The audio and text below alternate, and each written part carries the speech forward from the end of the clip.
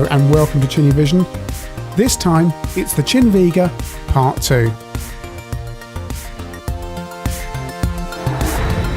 So here we are, 2 weeks later. Last week you will have seen me with this very device, as unboxing it and setting it up.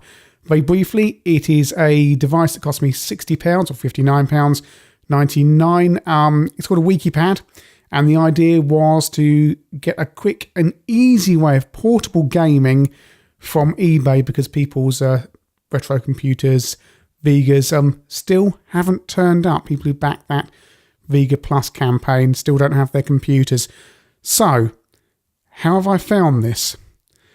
Well, before I go into that, I'm just going to mention a few things, because people ask me about the size. So, I'm going to show you the size of this compared to an iPhone there on the screen there. So that's a standard iPhone, was that 6, something like that. And to show you something a bit bigger, because a lot of you have these, and if you don't, they're still available to order. ChinnyVision calendar. I need to pull the camera out there. So that's what it looks like against a A3 sized piece of paper. So it's about, I guess, A4, because that's going to be 2 pieces of A4 width, and then look out, well, A4 there. It's a bit smaller than A4, so it's not exactly portable. We've taken the tablet out, of course, which you can do. Now that's a fair bit smaller. It goes down to the corner there. ChinnyVision calendar's still available, by the way. Quick plug. All the screenshots, not my microphone, are from the original hardware, $17.99, ChinnyVision.com, or $19.99 if you live in outside the European Union or the UK. Yeah, that's a bit of a plug for that. Anyway, let's get that out the way and get the Wikipad back in. So, as we discussed before, the Wikipad just slides into its big controller, and it's a bit like a giant Game Gear. It turns out these things here aren't speakers as so much as ducts that run from the speakers on here and then just output that audio on front. Actually sounds okay, not a huge problem, but a bit weird, because it sounds a little bit well, like it's being channeled through a lot of hollow plastic, basically. The controllers themselves, yeah, they're quite good, and you can redefine them in most emulators. Obviously, being a kind of Gorilla Glass device, the screen does attract fingerprints of every type, and you wipe them off, as I did before I started this, and they come straight back again. Also, there's a camera in the front, which is next to useless, but we're not really interested in this from the Android kind of general point of view. We're interested in this for the emulators. Battery life, depends on which emulator you're using. Sometimes some of the emulators, you can feel the machine getting quite warm in certain parts behind the case. I think I'm getting 5-6 hours, something like that. Obviously, it's a lithium-ion device, so the batteries need to be conditioned when you first use them. It's like your iPhone. The battery life is rubbish the first few days. When you've charged it a few times, it starts getting better. And I think I've charged this 3-4 times now. I think it's getting better every time. So it's hard to say really what the battery life would be. The controller will also use up a tiny amount of extra battery as well, as opposed to just using it as a pad. As a pad itself, it's all right, actually. It's quite a nice little device. Futurist 8-Bit also went out and ordered one of these after he saw I had one, and said Netflix didn't work on it, and some of the very newer apps that needed the absolute latest version of Android. I think this is Jelly Bean. I did update the firmware. The last firmware for this was 2014, I think.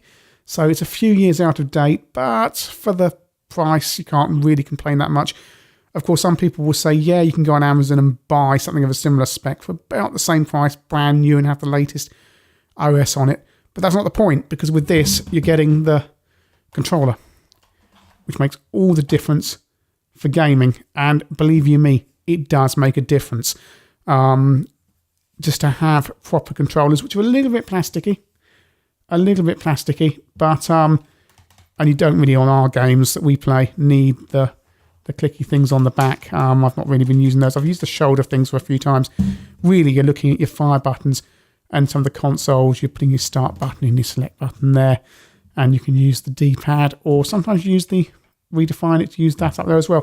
But what we're going to do is, I think, let's get this fired up, get the lights off, and have a look at what I've installed on here. So here we are sitting in the dark, and turn the device on, and just swipe to open it up. So you can see we are 2 weeks on from the previous video. So I've been trying this out for 2 weeks. And apologies to anyone who've noticed, especially the Jaffa Cakes for Prost people, and Mumos, if he's watching this. Yes, the first section of this video was shot in 25p. By mistake, we're now back in 50p. I am an idiot. Now, this is the screen you get, familiar Android kind of screen here, Wikipad branded. I've loaded a few emulators in here, and of course got the Google store there. So if you want something like another emulator, you can just pop in there, and you can go Droid CPC there, for example. It's a CPC emulator, which I'm not downloading, not because it costs £1.52, but because apparently it's not terribly good. CPC owners are hoping that Caprice is going to be ported to Android. So I won't be covering any CPC emulators today, because I'm not paying £1.52 for something that's not worth it. I've got plenty of other things to be looking at. So I've got all the emulators here as the cat runs past my feet. First thing I actually installed was MAME, so let's go there. And we've got a screen here, so just go there. I'm going to put some coins in, and I've pressed the wrong button. Here we go.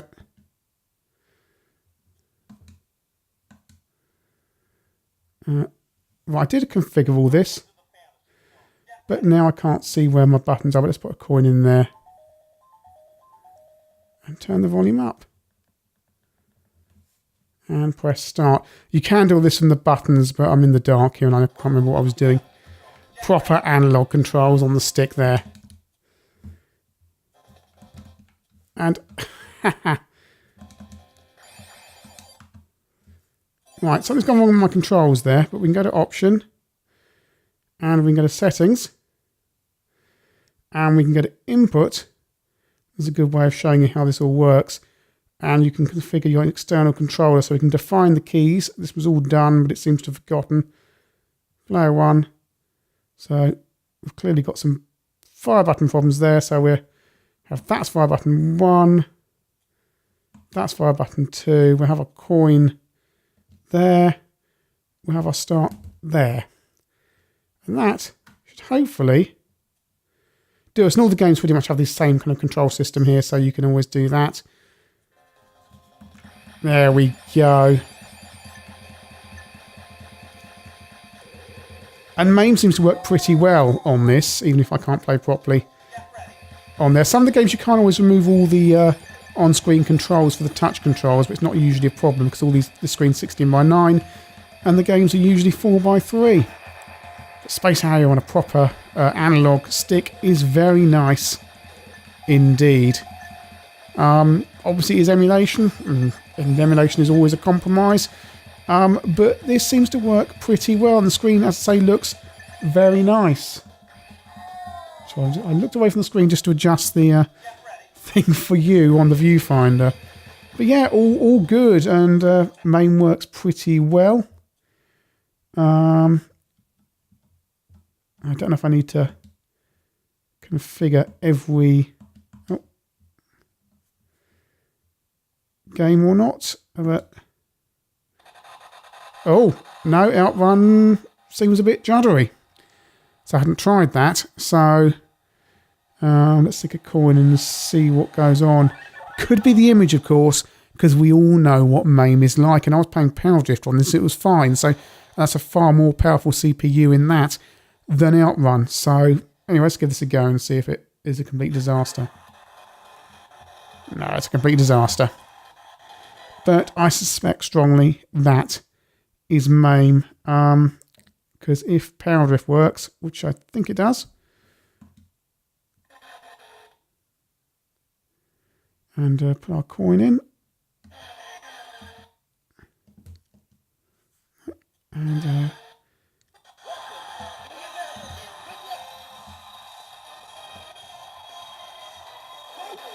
possibly a little bit of juddering in the sound there, but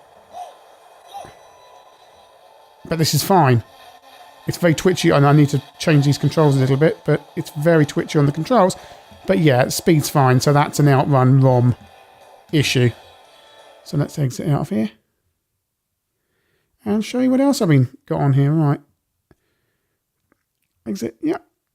So, PC Engine is a fascinating console, and one that I don't own and probably never will, because of the expense of doing that. But got all my PC Engine ROMs on here.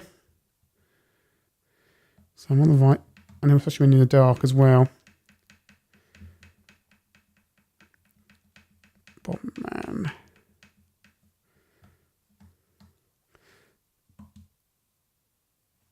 So here we are in the PC Engine emulator, playing Bombman 94.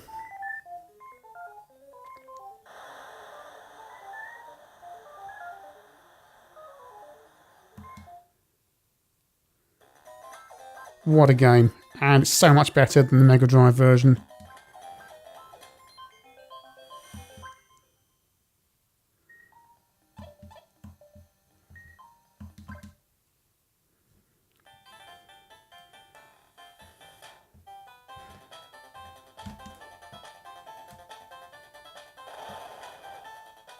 How fantastic is this? And on a handheld, it's a big handheld, but absolutely brilliant. All the scrolling, I've not started off, I've resumed my game where I was last time, but all the scrolling spot on. I mean, I've never used a real PC Engine, so someone could be saying this looks hideously wrong, but it seems to be pretty good, and that seems to be true of all the PC Engine games I've played. I've come out of the wrong directory there. Probably easier just to use my finger. Sometimes it's just easier to use the touchscreen than use the controller, especially for the navigating menus and stuff. So you can load it all on here. There's no slowdown. You've got lots and lots of ROMs on here. It's not a problem. You can pick a game at random here. No idea what that is.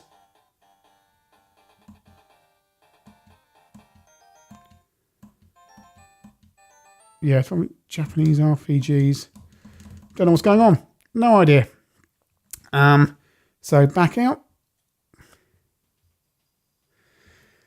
And while we're on consoles, we might as well do the Super Nintendo because people don't want to play that. Another free emulator. Some of the emulators cost money, some of them are free.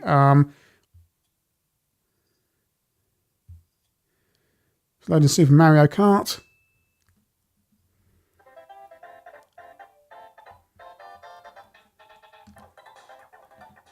And this emulator has remembered all the controls, thankfully, so when I press start on the thing, it does actually work.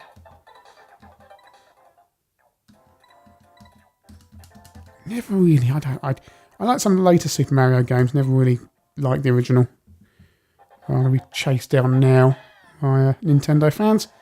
It's alright. At the time, I'd rather play Formula 1 Grand Prix on the Amiga than this, to be honest. Which button am I on? There we go.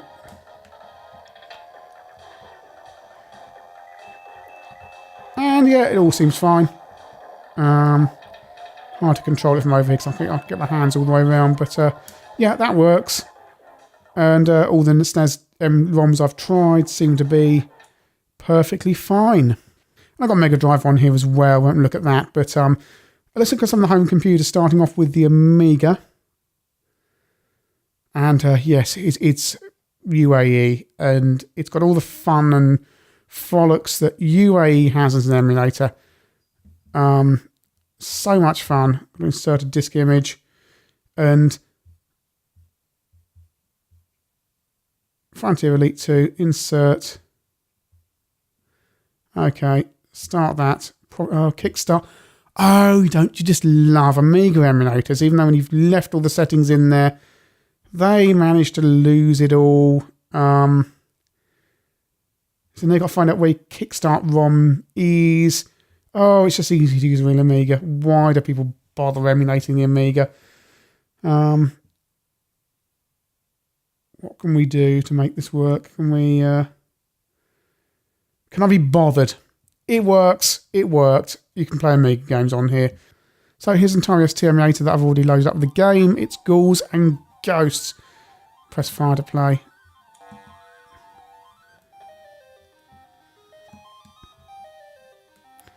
Up to jump, joy. And yeah, it's not the best conversion, but it still works.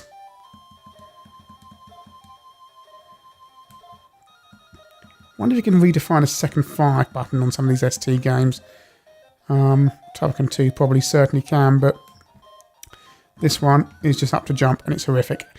But as you can see, it works, and that's all that matters. Over to the 8-bits, and the MSX is a system also good to emulate because you can emulate all those high-end MSX2 Plus and Turbo Rs and all that stuff. I've got all my ROMs here. Let's pick a ROM at random. He says I'm in H. What's that? Hang on. No idea what this is, but we'll soon see if it loads or not. You can usually turn these on-screen controls off, but I'll leave it on here. I need a space key. Oh, it doesn't matter. Oh, it's actually, hang on. Ah.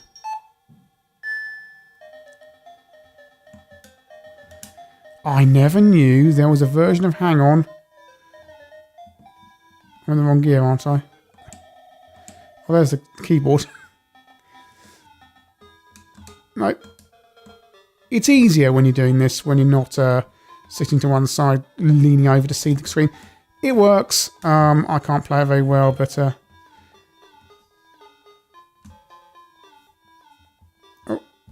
I've got no idea. Anyway, MSX emulation works absolutely fine. Played all sorts of stuff on this. Played Gradius and all sorts of stuff. Let's come out of there. So back out to the main menu, there is a C64 emulator. Friday works exactly as you'd expect it to. Yeah, not much to say there really.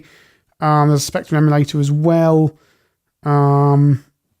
Again, not a huge amount to say. It works. You know, we've had 20 plus years of emulation of the 8-bits. Mid-90s, earlier than that. He says, clicking on a copy of Zub, trying to load it with 128K game, and then crashing it. But we can load another game. Let's load Zub. There's a 48K game. There we go. That's what we needed. Kick himself out. I've got to configure these keys better. And that works absolutely fine. I'm trying to bring up the keyboard there to show you, but it works. You can redefine as usual, as you'd expect. And then we have BBC Micro Emulator as well, with a copy of Citadel running here. Unfortunately, it seems to stretch the screen out a little bit, and doesn't recognise the joystick either, which is a bit annoying. Haven't really had much joy with this so far.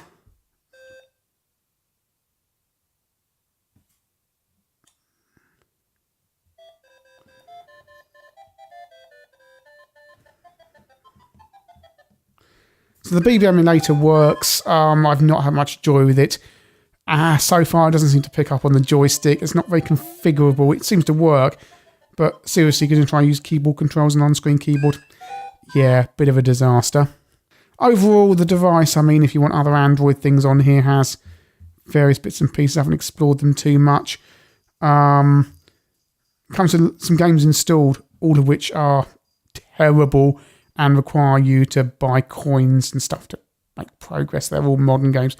All absolute trash. But, you know, that's the kind of nature of free games, I suppose. I think Dead Trigger, one of them. Goodness knows what that is. I mean, the modern games. But much fun as poking your own eyes out, which is instantly what those guys appear to have done. Let's have a quick look at this and just see what... Powered by Unity. Ooh, cutscenes. Zombies. Oh, yeah.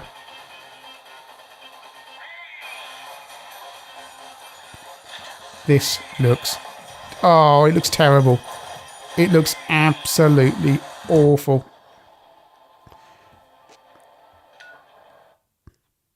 Loading, please wait. Well, that's a familiar message to us people. It makes us feel at home, seeing a loading please wait message. However, this appears to be going on forever on a modern device. What are we doing? Move. Well, right, let's try and review a modern game. Shoot, reload. Oh, we've got tutorial. I don't need a tutorial. Oh,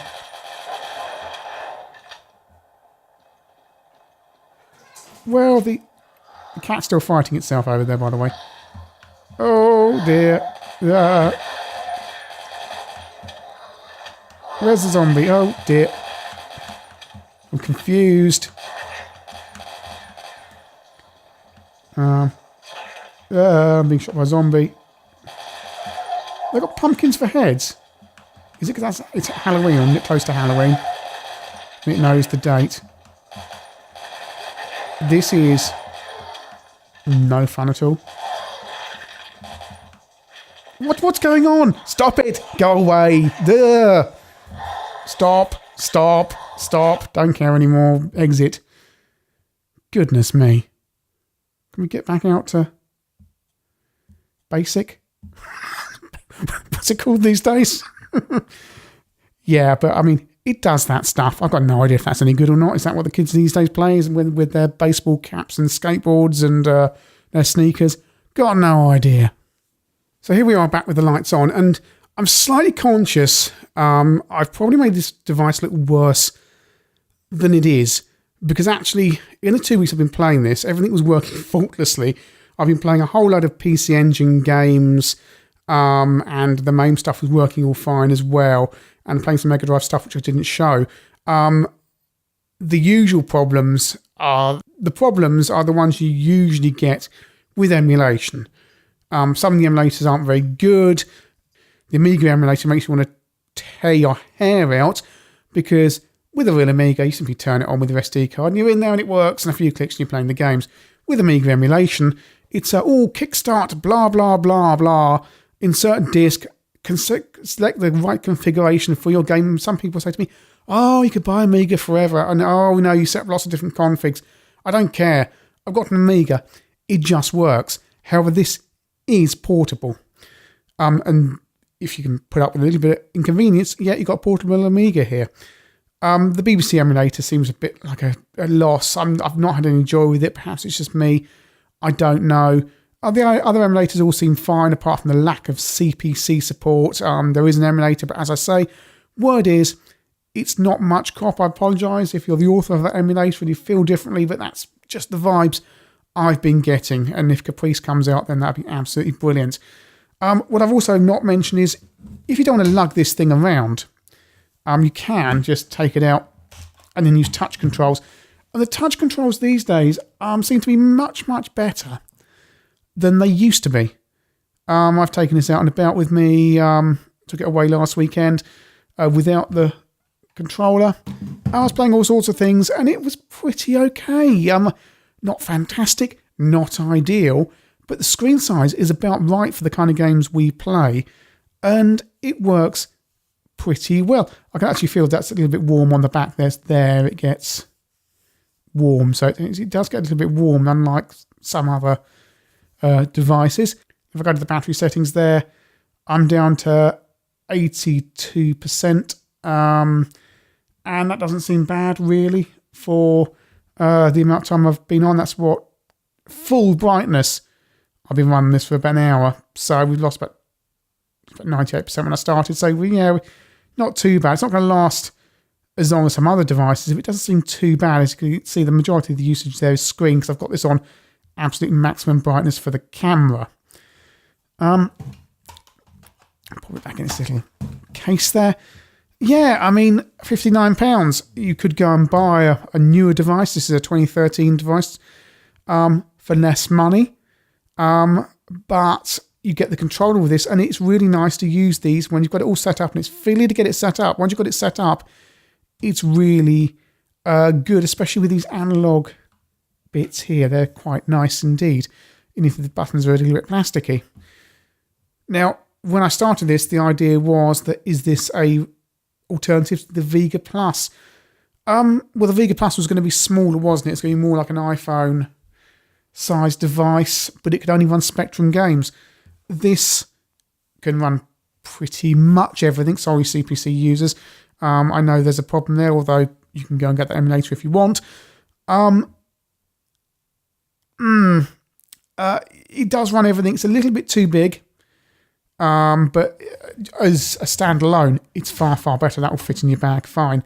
You can do your email on it and stuff as well, which is pretty handy. It won't run everything. If you want to watch Netflix or have some very modern things that require the latest Android operating system, you've got a problem.